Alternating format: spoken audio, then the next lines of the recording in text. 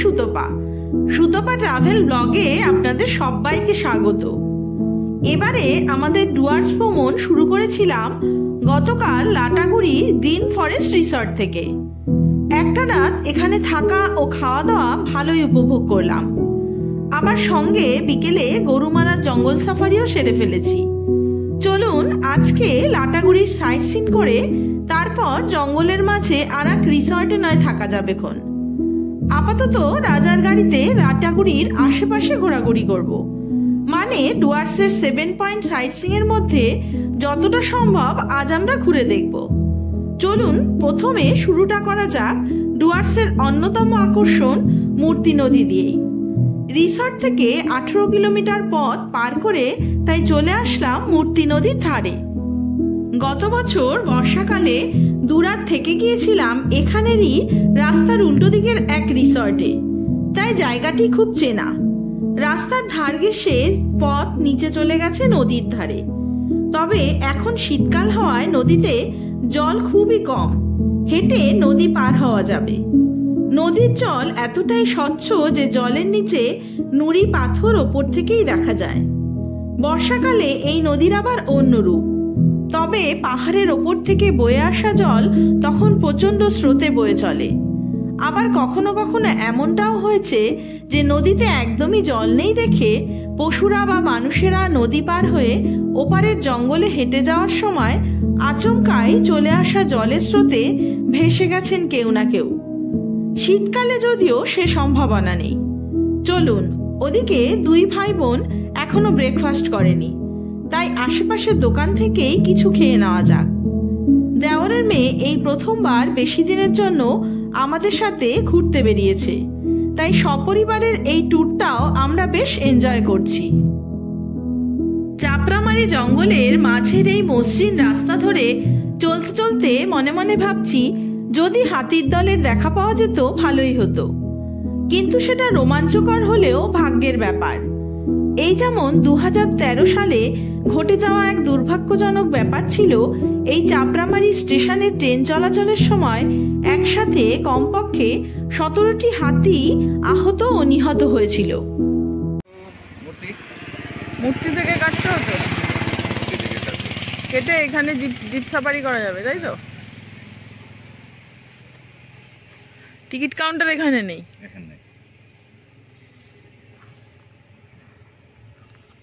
দেখা যায় কিছু ভেতরে? হ্যাঁ, অনেক জীবজন্তু আছে, দেখা যায়। চলুন, এবারে ড্রাইভার রাজা বলল 7 পয়েন্টের বাইরে একটি স্পটে আমাদেরকে নিয়ে যাবে, যেখানে গেলে নাকি ভীষণ ভালো লাগবে আমাদের। তাহলে সেদিকেই না হয় যাওয়া যাক। তবে সেখানে যাওয়ার আগেই রাস্তার ধারে গাড়ি থামলো এক কফি বাগানের পাশে। প্রচুর গাছে কাঁচা পাকা কফি ফল বা কফি চেরি হয়ে রয়েছে। এই ফলগুলির ওপরের অংশ খুলে দিলেই ভিতরে কফি বিনস বেরিয়ে আসবে। এর আগে ভাইজ্যাক ভ্রমণের সময় এমনই প্রচুর কফি বাগান চোখে পড়েছিল, কিন্তু সেখানকার গাছগুলি হয়তো কিছুটা আলাদাই ছিল। তবে কফি ফুল প্রথমবার এই দেখলাম।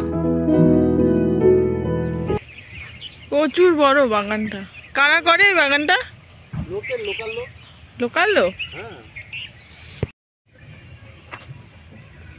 ভুটান, তাই তো সামনে। এই যে ঢুকে গেলাম, এই যে আমরা ঢুকে গেলাম। অসাধারণ সুন্দর একটা জায়গা এটা, সিংকোটা মানে এরিয়া। জলঢাকা নদী, তাই তো? জলঢাকা রিভার অসম্ভব সুন্দর। ওই পাশটা পুরো ভুটান। আমার সাথে এই মামা, ওই পাশটা ভুটান। এই পাহাড় আমার খাট খুব ভালো লাগে। দারুণ জায়গা মামা, খাট খুব ভালো লাগে। কি জায়গা, সবাই খুশি। তবে সত্যি ইউনিক এই স্পট। আমরা ছাড়া আর কোনো টুরিস্টই চোখে পড়ছে না এখানে। তার জন্য রাজাকে ধন্যবাদ এত সুন্দর একটা জায়গায় নিয়ে আসার জন্য।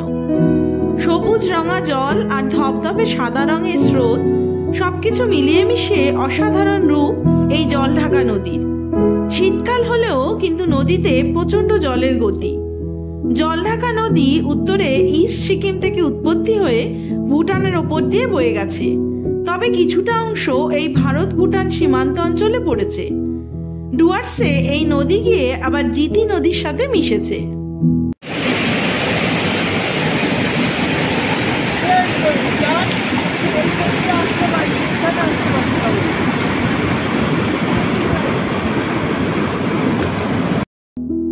পাহাড়ি নদী সবসময়ের জন্যই গতিময় হয়, সেই কারণে জল এত স্বচ্ছ। আবার চারিদিকে সবুজ পাহাড় আর জলের নিচের পাথর সবকিছু নিয়ে জলের রং এমন সবুজ দেখায়। এ জায়গা ছেড়ে যেতে মন চাইছে না কারোরই, কিন্তু যেতে হবে আরো নানা জায়গায়। তাই চলুন এবারে যাওয়া যাক। তবে এ রাস্তার দুধারে যেমন সিঙ্কোনা প্লান্টেশন রয়েছে, তেমনই রয়েছে অনেক রাবার গাছের চাষ। যদিও রাবার গাছ কাটা হয় সেপ্টেম্বর মাস নাগাদ। গাছের কাটা অংশ থেকে একরকম জেলি বের হয়ে পাত্রে জমতে থাকে, তা থেকেই তৈরি হয় রাবার। ভিউ পয়েন্ট মানে ঝালং এর মধ্যে গড়িবাস ভিউ পয়েন্ট। এই জায়গাটার নাম কি? এই জায়গাটা হচ্ছে জলঢাকা রিভার। জলঢাকা রিভার। এই রাস্তাটা কোথা দিয়ে আসতে হবে তাহলে? এটা এদিক দিয়ে আমরা চাপড়ামারি হয়ে জায়গা বলো। অচেনা লোক আসলে কি করে আছে? অচেনা লোক আসলে ওটা চাপড়ামারি ফরেস্টটা পার করে যখন কুমায়ের ঝালং এর দিকে যেতে থাকবেন, তখন হচ্ছে এদিকে একটা বর্ডার ডিয়ার রোড অর্গানাইজেশনের একটা পড়বে, তার ডান দিকে ঢুকতে হবে। তার ডান দিকে, তাই তো? ডান দিকে ঢুকতে হবে। থেকে পিছনে বাদিকে গেলে দলগাঁও ভিউ পয়েন্ট, তাই তো? এক্সট্রা ওইটা 7 পয়েন্টের মধ্যে পড়ে না, এক্সট্রা। মনে আছে যেখানে আমরা খেয়েছিলাম গৌরীবাস ভিউ পয়েন্ট।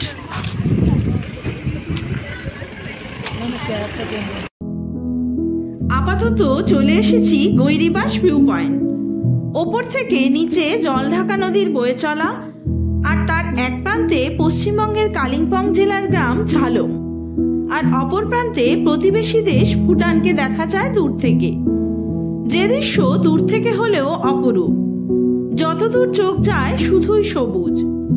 ডুয়ার্সের তরাই অঞ্চল ঘুরতে ঘুরতে পাহাড়ের প্রকৃতিকেও উপভোগ করা যায় এ পথে। গৌরীবাস ভিউ পয়েন্টে অমিতা হোটেল অ্যান্ড রেস্টুরেন্টে বেশিরভাগ টুরিস্টরাই লাঞ্চ করে থাকেন, তবে আমরা আর বেশি সময় এখানে দাঁড়ালাম না। চলুন তাহলে সামনে এগিয়ে যাই। ঝালং থেকে বিন্দু যাবার রাস্তার প্রাকৃতিক দৃশ্য অপরূপ। চারিদিকে প্রকৃতির নানা রঙের খেলা। সামনে ঝালং নদীর ধারে রয়েছে ওয়েস্ট বেঙ্গল ট্যুরিজমের ঝালং রিভার ক্যাম্প রিসর্ট।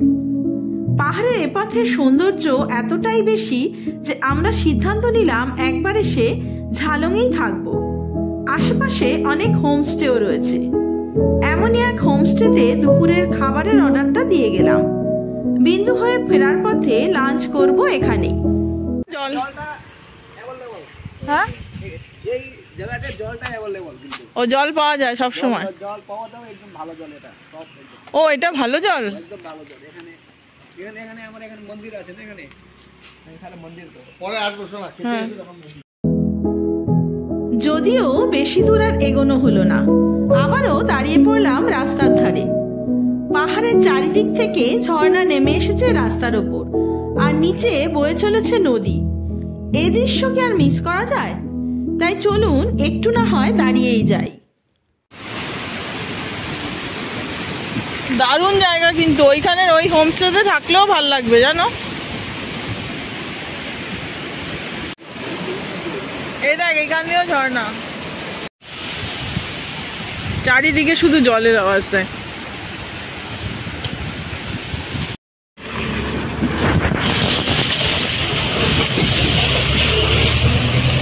কি 0 পয়েন্ট, যেটা ভুটান আর পিছে। ও ভুটান আর ইন্ডিয়ার পয়েন্ট। এই দেখ 0 পয়েন্ট। কোন দিকটা ভুটান? ওই যে ওই দিকটা, নদীর ওপারটা। এখান থেকে আবার জলঢাকা নদীর রূপ দেখে মনে হচ্ছে যেন কোনো জীবন্ত ছবির ক্যানভাস। জলের ধারাও এমন ভাবে বইছে যেন সবকিছুই একটি নির্দিষ্ট গতিবেগে।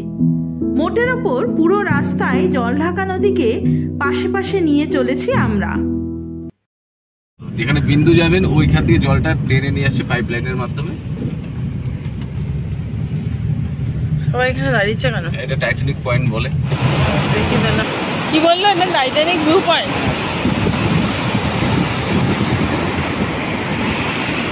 কি স্পিড দেখেছিস জলঢাকা নদী? রাস্তার একদিকে নদী আর আরেকদিকে জলবিদ্যুৎ প্রকল্পের প্রজেক্ট অফিস। সামনে বিন্দুতে রয়েছে ড্যাম, সেখান থেকেই শুরু হয় প্রকল্পের কাজ। তাহলে চলুন টাইটানিক ভিউ পয়েন্টে কিছুটা সময় কাটিয়ে আবারও আমরা এগিয়ে যাই।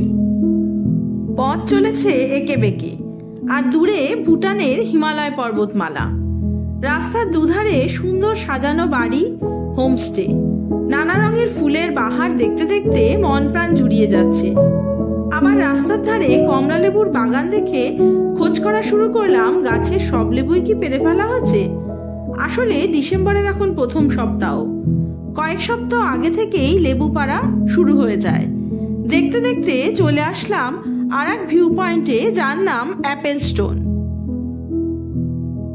ওই যে দূরে বড় স্টোন বা পাথরটি রয়েছে, ওইটি নাকি আপেলের মতো দেখতে, তাই এই জায়গার অ্যাপেল স্টোন নাম।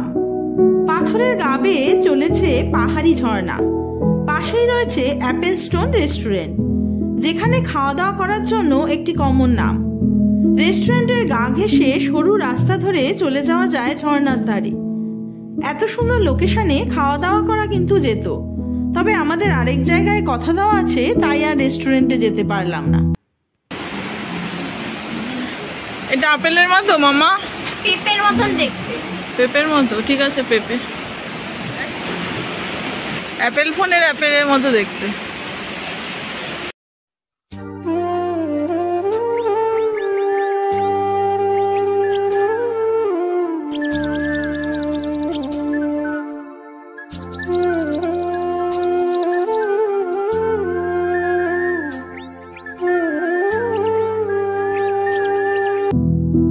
আসলে হিমালয়ের পাদদেশে ঘুরতে বেরিয়ে মেন পয়েন্ট ছাড়াও নিজেদের যেখানে যেমন মন চায় প্রকৃতিকে সেখান থেকে সেভাবে উপভোগ করতে পারেন, তাতে অসুবিধার বোধহয় কিছু নেই।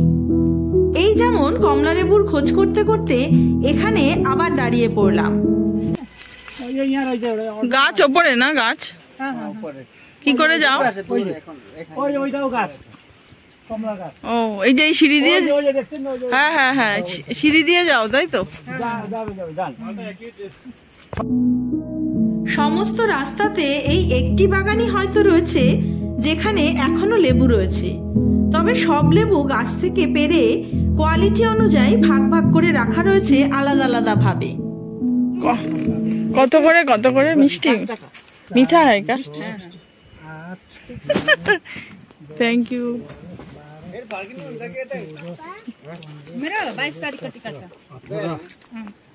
কত কত? 5 টাকা পিস। যেটা মিষ্টি সেগুলো দাও। মিষ্টি ওইটা ভালো, ওই দিকের গুলো ভালো।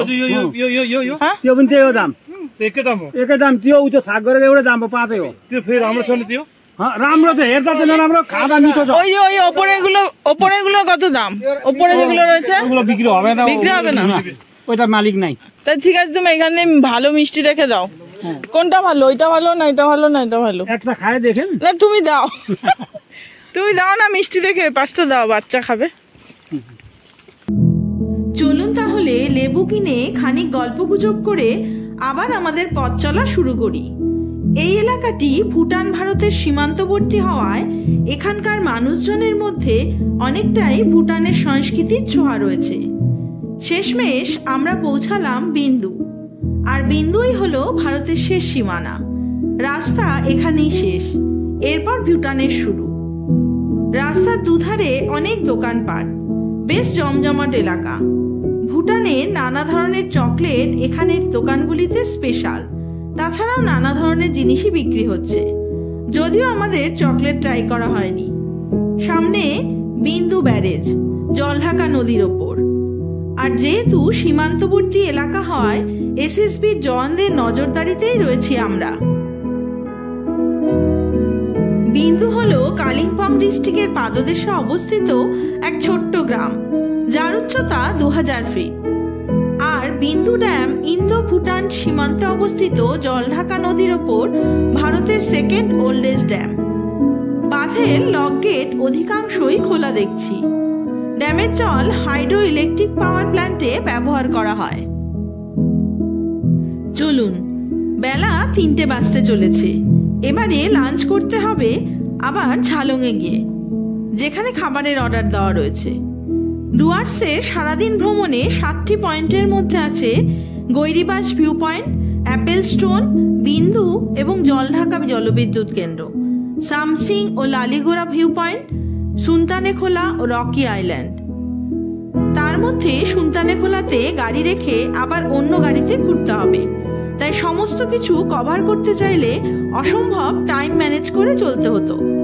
আমরা যেহেতু আগে একবার ডুয়ার্সের 7 পয়েন্ট ভ্রমণ কভার করেছি, তাই অত তাড়াহুড়ো করিনি। এখন দুপুরের সুন্দর কাঠের থালাতে পরিবেশন করা ভাত, ডাল, রাই শাক ভাজা, বেগুনি সবজি খেয়ে আবারও চলেছি চালসার দিকে। তবে এ পথ চলাও বেশিক্ষণের নয়। চলতে চলতে আবারও দাঁড়িয়ে পড়লাম পাহাড়ি গ্রামের হাট ঘুরে দেখার জন্য। সোমবারে হাট বসেছে পাহাড়ি রাস্তায়। চলুন ঘুরে আসি একটুখানি হাট থেকে। কি কি পাওয়া যায় হাটে? সবই বিক্রি হচ্ছে। হাটে নিত্য প্রয়োজনীয় যাবতীয় জিনিস সবকিছুই পাওয়া যায় দেখছি। মাছ, মাংস, ফল, শাক, সবজি থেকে শুরু করে জামা কাপড়, চাল, ডাল, তেলে ভাজা, ফুচকা, হাতা, খুন্তি, আরো নানা কিছু। হঠাৎ করে দেখলে মনে হবে কোনো মেলা বসেছে। সোমবার দিনই গ্রামের বোধহয় সকলে অপেক্ষা করে এই হাটের জন্য।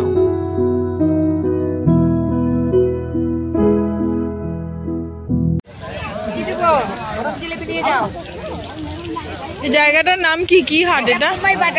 কুমাইন বাজার, সোমবাড়ি হাট, কলকাতা। এগুলো কি শাক গো? কি শাক? রাই শাক। আর এগুলো সিমরাই।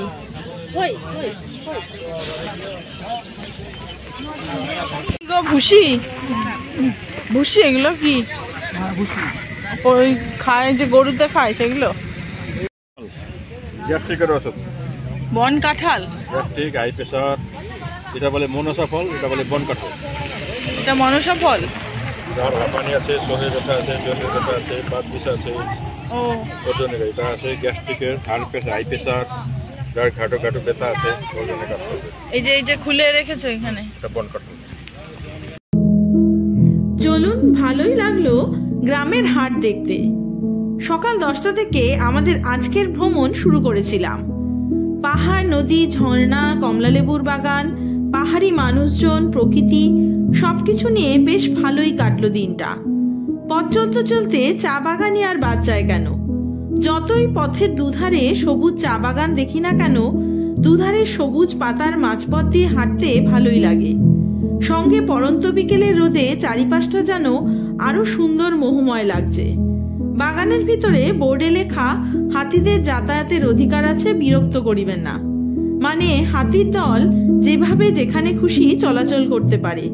পথচারীদের এ ব্যাপারে সতর্ক থাকতে হবে সব সময়ের জন্য। ছেলের ইচ্ছে অনুযায়ী আজ আমাদের বুকিং রয়েছে গরুমারা জঙ্গলের মাঝে নেওরা জঙ্গল ক্যাম্পে, যেখানে জঙ্গলের মাঝে থাকার এক অ্যাডভেঞ্চার অভিজ্ঞতা হবে। সেখানে আবার সন্ধ্যে 6টা পর্যন্তই গেট খোলা থাকে, তাই পথে চালসা ভিউ পয়েন্ট দেখে যেতে হবে সেখানে। চলুন ঝট করে দেখে নিই এই স্পট। তবে দেখে মনে হচ্ছে এই জায়গাটি তেমন মেনটেন হয় না।